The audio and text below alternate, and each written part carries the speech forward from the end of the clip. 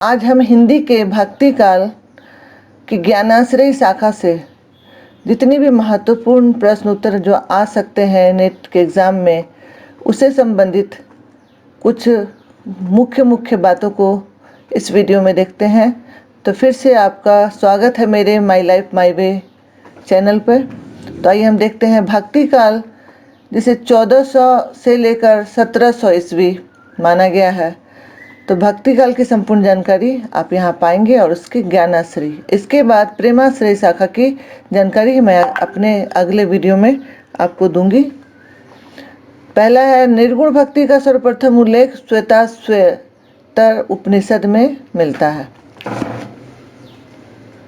इसके बाद जिस समय उत्तर भारत में सिद्धों और नाथों की अंतर साधना प्रचलित हो चुकी थी, उसी समय दक्षिण में आलवार भक्तों की भक्ति भावधारा प्रवाहित हो रही थी, जिसका समर्थन वहाँ के वैष्णव आचार्यों ने भी किया। इसके बाद हम देखते हैं आलवार नम्म या षटकोप शूद्र थे। उनके शिष्य उन्हें विष्णु का अवतार कहते थे।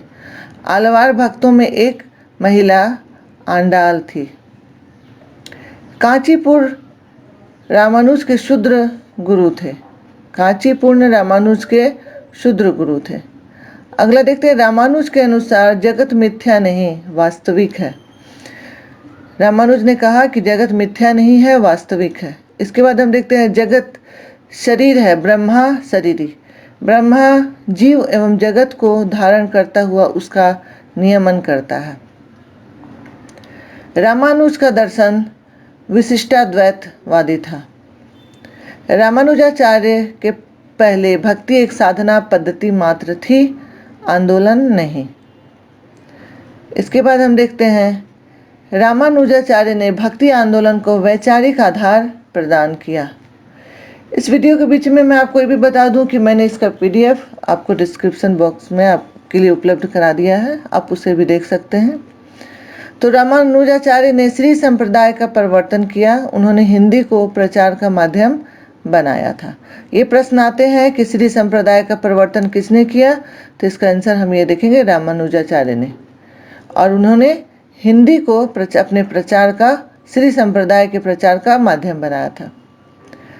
अगला देखते हैं रामानुज की ही परंपरा में रामानंद, जिनका जन्म 1300 ईस्वी के आसपास हुआ था, जिनके बारे में कहा जाता है कि वे भक्ति को दक्षिण से उत्तर लाए थे। तो भक्ति को दक्षिण से उत्तर लाने का श्रेय जाता है रामानंद को, जो रामानुज की ही परंपरा के थे। अगला हम देखते हैं आचार्य शंकर ने अद्वैतवाद का प्रवर्तन किया, जिसका सिद्धांत है ब्रह्मा सत्य है और जगत मिथ्या। ब्रह्मा और जगत में कोई भेद नहीं है। तो ये प्रश्न अगर आए कि अद्वैतवाद का प्रवर्तन किसने किया, तो आचार्य शंकर ने। अगला देखते हैं वैष्णव धर्म की स्थापना करने वाले जो थे वो 4 ये मुख्य आचार्य हुए, जिसमें है रामानुज, मध्वाचार्य, विष्णु स्वामी और निम्बार्क। इन्होंने, ये 4 महान आचार्यों ने वैष्णव धर्म की स्थापना की। इसके बाद हम देखते हैं इन आचार्यों के उपरांत, इनके बाद रामानंद, वल्लभाचार्य और चैतन्य महाप्रभु ने इसे अत्यधिक व्यापक बनाते हुए सुदृढ़ आधार प्रदान किया, स्थापना किया। वैष्णव धर्म की स्थापना इन 4 विद्वानों ने किया। उसके उपरांत इन तीनों ने इसे एक सुदृढ़ आधार प्रदान किया। अगला हम देखते हैं मध्वाचार्य ने द्वैतवाद यानी ब्रह्म संप्रदाय का प्रवर्तन किया। ब्रह्म संप्रदाय को द्वैतवाद भी कहते हैं। इसके अनुसार, अब ब्रह्म संप्रदाय के अनुसार जीव ब्रह्मा से उत्पन्न है। अगला मुख्य लाइन हम देखते हैं आचार्य निम्बार्क ने द्वैताद्वैतवाद, जिसका सिद्धांत है ब्रह्मा जीव से भिन्न भी है और अभिन्न भी। तो द्वैताद्वैतवाद का सिद्धांत यह है कि ब्रह्मा जीव से भिन्न भी है और अभिन्न भी। तो इसका सिद्धांत दिया था निम्बार्क ने, आचार्य निम्बार्क ने। अगला देखते हैं द्वैताद्वैतवाद को भेदवाद भी कहा जाता है। निम्बार्क ने जिस सिद्धांत को दिया उसे भेदवाद भी कहते हैं, जिसके अनुसार ब्रह्मा जीव से भिन्न भी है, यानी भेद भी है ब्रह्मा और जीव में, और अभेद भी है। तो भेदा अभेदवाद भी कहा जाता है। निम्बकाचार्य ने कृष्ण को विष्णु का अवतार माना था। तो निम्बकाचार्य के अनुसार, जिन्होंने भेदाभेदवाद का सिद्धांत दिया, उनके अनुसार कृष्ण विष्णु के अवतार हैं। वल्लभाचार्य ने शुद्धता द्वैतवाद का प्रवर्तन किया। अब वल्लभाचार्य ने शुद्धता द्वैतवाद का प्रवर्तन किया। इसके अनुसार जीव और ईश्वर में स्पष्ट भेद है। तो निम्बार्क के अनुसार ब्रह्मा और जीव से भिन्न भी है और अभिन्न भी, लेकिन वल्लभाचार्य ने जिन्होंने शुद्धता द्वैतवाद का प्रवर्तन किया, इनके अनुसार जीव और ईश्वर में स्पष्ट भेद है। विष्णु स्वामी ने रुद्र संप्रदाय का प्रवर्तन किया और रुद्र संप्रदाय का प्रवर्तन किया विष्णु स्वामी ने। अन्य जो संप्रदाय जिनके बारे में हम पढ़ते हैं, जानते हैं, वे हैं महापुरुषीय संप्रदाय, रामदासी संप्रदाय, उद्धति संप्रदाय, रसिक संप्रदाय, स्वसुखी संप्रदाय, रामावत संप्रदाय, ब्रह्म संप्रदाय, गौड़ीय संप्रदाय, सखी संप्रदाय, तत्सुखी संप्रदाय, राधा वल्लभी संप्रदाय, महानुभाव संप्रदाय, इसके अलावा वारकरी संप्रदाय, ध्यान संप्रदाय आदि। तो विष्णु का सर्वप्रथम उल्लेख ऋग्वेद में मिलता है। अगर ये प्रश्न आ सकता है कि विष्णु का सर्वप्रथम उल्लेख कहाँ मिलता है, तो ऋग्वेद में मिलता है, जहाँ इनकी कल्पना सूर्य के रूप में की गई। तो ऋग्वेद में विष्णु की कल्पना सूर्य के रूप में की गई है। आलवार भक्तों द्वारा रचित 4000 पदों का संकलन दिव्या प्रबंधम नाम से किया गया है। इस तरह से प्रश्न भी आ सकते हैं कि दिव्या प्रबंधम क्या है, या दिव्या प्रबंधम में कितने पदों की कितने पद हैं, तो इसका आंसर होगा 4000। और इस किसके द्वारा रचित है, तो आलवार भक्तों द्वारा। अगला देखते हैं वेबर, ग्रियर्सन, बर्नले, भंडारकर आदि विद्वानों ने वैष्णव भक्ति को ईसाइयत की देन कहा है।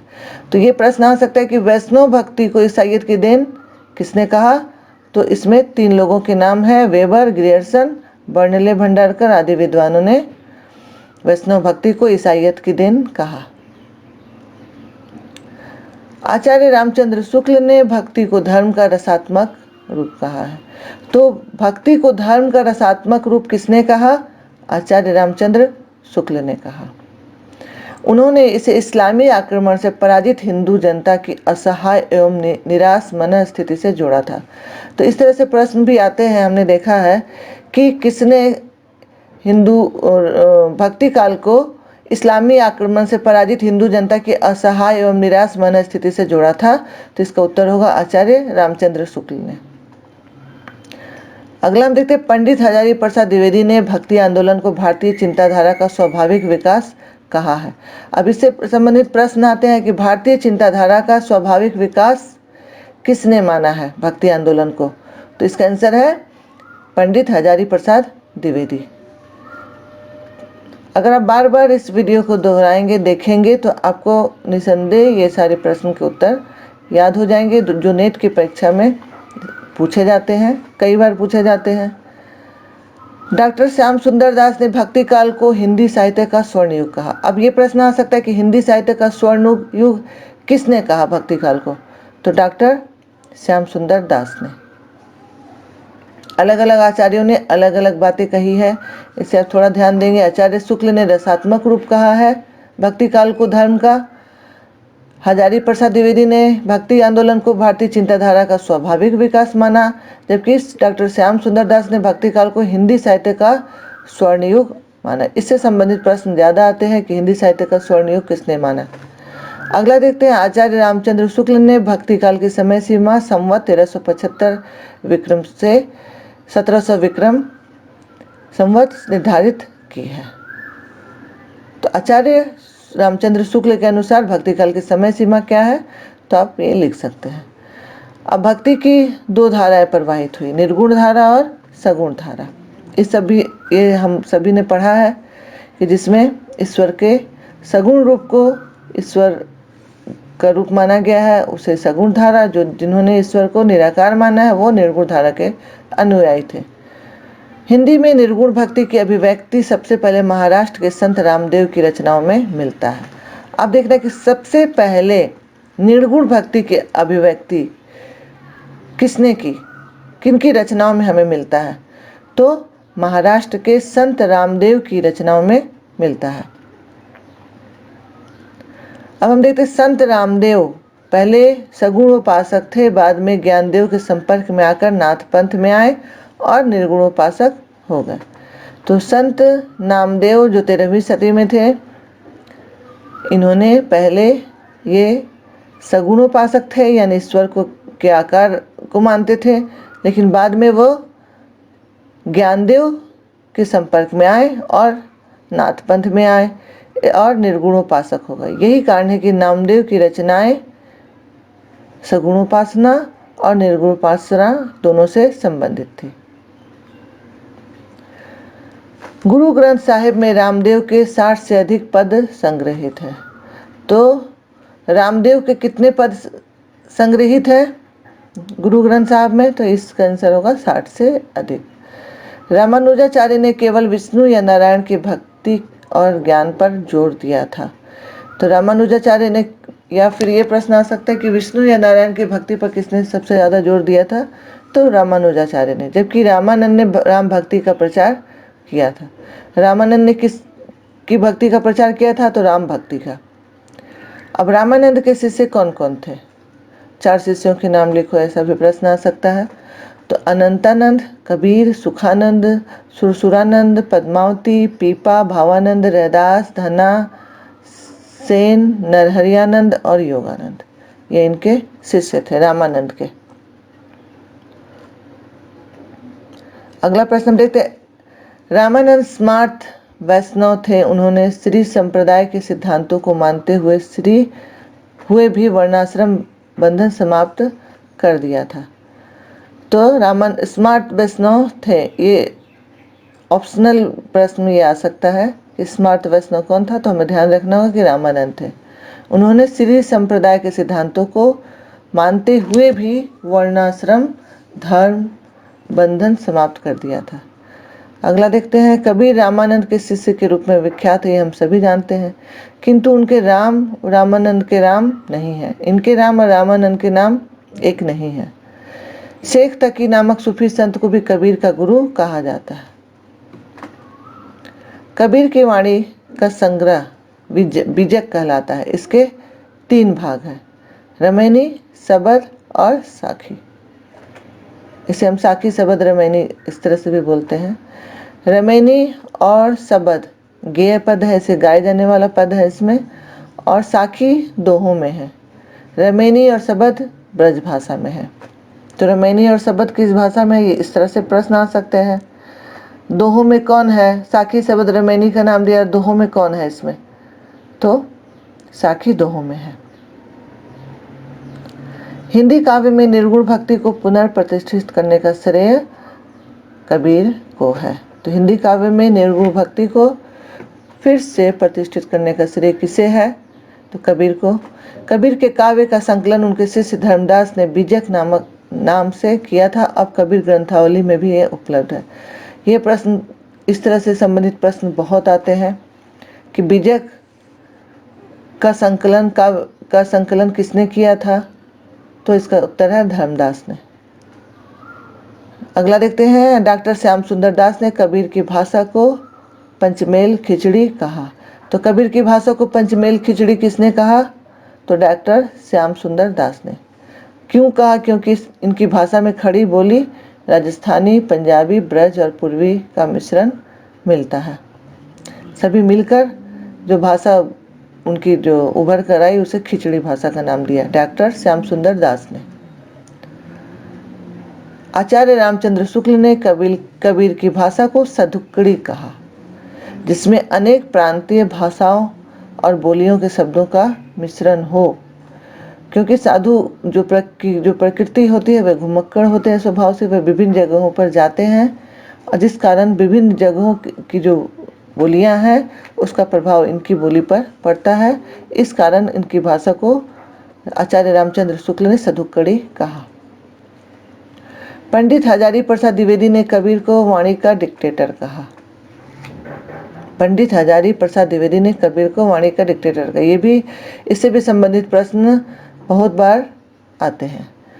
आईने अकबरी में अब्दुल फजल अल्लामी, जिनकी लिखित ये है आईने अकबरी, में कबीर का परिचय मुवाहिद कहकर दिया गया है। आईने अकबरी में कबीर का परिचय है, लेकिन मुवाहिद कहकर इनका परिचय अब्दुल फजल अल्लामी ने दिया था। संत रैदास रामानंद के शिष्य और कबीर के समकालीन थे। अब संत रैदास भी कबीर के तरह रामानंद के शिष्य थे और कबीर के ही समकालीन थे। इनके दो प्रधान ग्रंथ हैं, यानी रैदास के दो प्रधान ग्रंथ हैं, रैदास की वाणी और रविदास के पद। सिख धर्म के प्रवर्तक एवं प्रथम गुरु नानक देव जी हैं। तो इससे संबंधित प्रश्न आता है, सिख धर्म के प्रवर्तक और प्रथम गुरु कौन थे? तो गुरु नानक देव जी थे। गुरु नानक देव जी की हिंदी में ब्रजभाषा और खड़ी बोली दोनों का मेल है। इनकी जो हिंदी थी उसमें खड़ी बोली और ब्रजभाषा दोनों का मेल है। आदि ग्रंथ साहिब के अंतर्गत महला नामक प्रकरण में इनकी वाणी संकलित है। उसमें शब्द श्लोक मिलते हैं। गुरु नानक देव जी की रचनाएं हैं जपू जी, आशा दीवार, रही रास और सोहिला। इससे संबंधित प्रश्न बहुत आते हैं। जपू जी किसकी रचना है, या आशा दीवार किसकी रचना है, रही रास और सोहिला, इससे संबंधित प्रश्न बहुत बार हमने देखा है, इसलिए इस पर ध्यान देना होगा। और महला नामक प्रकरण में इनकी वाणी संकलित है। अगला देखते हैं, गुरु नानक के उत्तराधिकारी गुरु कबीर थे। कौन कौन इनके उत्तराधिकारी थे? इनका नाम हम देखते हैं, गुरु अंगद, गुरु अमरदास, गुरु रामदास, गुरु अर्जुन और गुरु तेग बहादुर। और 10वें गुरु थे गुरु गोविंद सिंह। तो 10वें गुरु कौन थे, ये भी प्रश्न बहुत बार आता है। तो गुरु गोविंद सिंह थे। सिखों के 5वें गुरु कौन थे, इससे संबंधित भी प्रश्न आ सकता है। तो अर्जुन देव, गुरु अर्जुन देव, जो श्री ग्रंथ साहब का संपादन किया। इसमें नानक से पूर्व अन्य संतों की वाणी भी संग्रहित है। अब अगले भाग में हम प्रेमाश्रय शाखा से संबंधित संपूर्ण जानकारी लेकर फिर उपस्थित होते हैं। तब तक यह वीडियो देखने के लिए आपका धन्यवाद। मेरे चैनल को लाइक करना, शेयर करना और सब्सक्राइब करना ना भूलें। धन्यवाद।